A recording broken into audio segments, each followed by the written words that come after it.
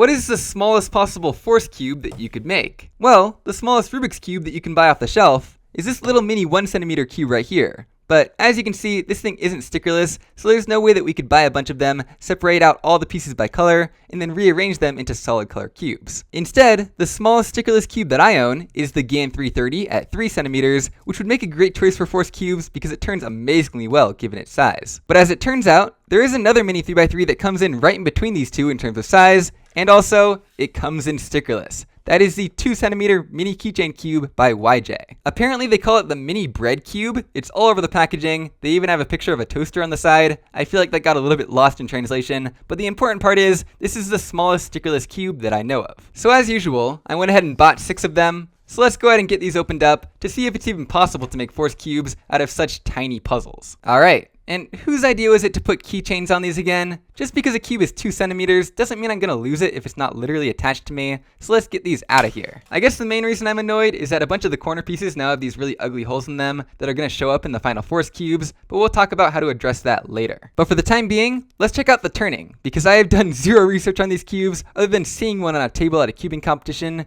and yeah, honestly the turning feels a little bit rough. It kind of just feels bumpy, like the stickerless parts are trying to catch against each other, but at the same time it's loose and fluid enough, so I don't think the catching is going to be a huge impediment. In fact, yeah, name another cube this small that actually has real corner cutting. That's pretty impressive for just 2 centimeters. Regardless, once we make them into force cubes, we won't really care how they turn anyway, but the one last thing we need to check is whether or not it's even possible to make force cubes out of them. For example, the pieces could be asymmetric on the inside or even glued together in a way that makes them impossible to separate and put back together. But I guess the best way to find out is to just jump in and try it. So let's go ahead and zoom in, and then we can go ahead and start the time lapse.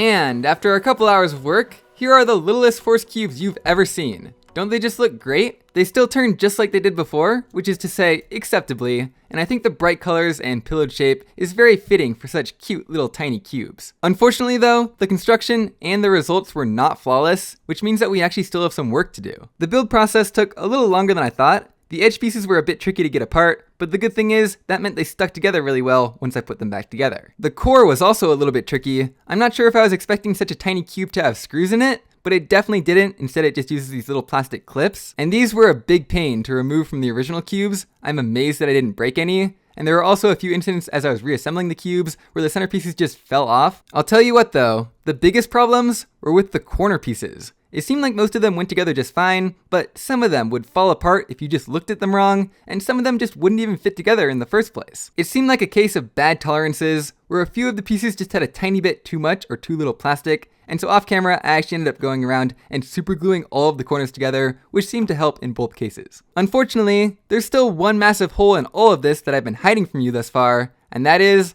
all of the massive holes in so many corner pieces. Of course, these were originally from the keychain, and as you can see, most of them are concentrated on these 2 cubes. Now you might expect each one to have 6 holes if there were originally 6 cubes with a hole in the green and yellow side, but curiously, there are only 5 holes, and there's just a single leftover hole in the blue and pink cubes. So for some reason, one of my keychain cubes was not like the others, but regardless, I don't want holes in any of my force cubes. So how can we solve this final problem? Well, just throw more money at it. I went ahead and bought 2 more of these keychain cubes for a total of 8, and we're going to be sacrificing them using their parts to replace the holy parts of these ones. Now the really curious thing is that both of these new keychain cubes actually have their holes in a different spot in between the orange and yellow sides. I never had a hole in any of the orange pieces here, so I guess it's just luck of the draw what holes you get. If I got lucky, I could have finished this by just buying 7 cubes, but nope, I have to buy 8. So yeah, let's really quickly cannibalize these 2 so that we can finish off our 6 unholy force cubes.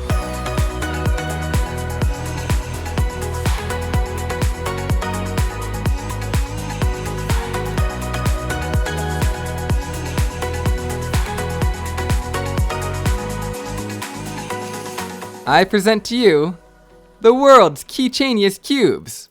Wait a minute, no, wrong video. What was this one about? Oh yeah, the world's smallest force cubes. So now I can put them in my hands, move them all around, and show you all the different sides of them, and they look so much more complete and cohesive. I guess we better do a size comparison. Here's a standard 3x3, and here's what it looks like when you stack all of them right on top of it. So if you ever doubted their size, all 6 of them combined actually have less surface area than a standard 3x3. They're not quite as tiny as this little 1 centimeter cube, but when you realize that these have to have over twice as many pieces to get the stickerless design to work, it's actually pretty impressive. So yeah, certainly not a beginner force cube to make, but certainly one of the more fun and interesting sets that I've ever come up with. But yeah, I hope you all enjoyed the process as much as I did, because that's pretty much it, and I'll see you guys next time.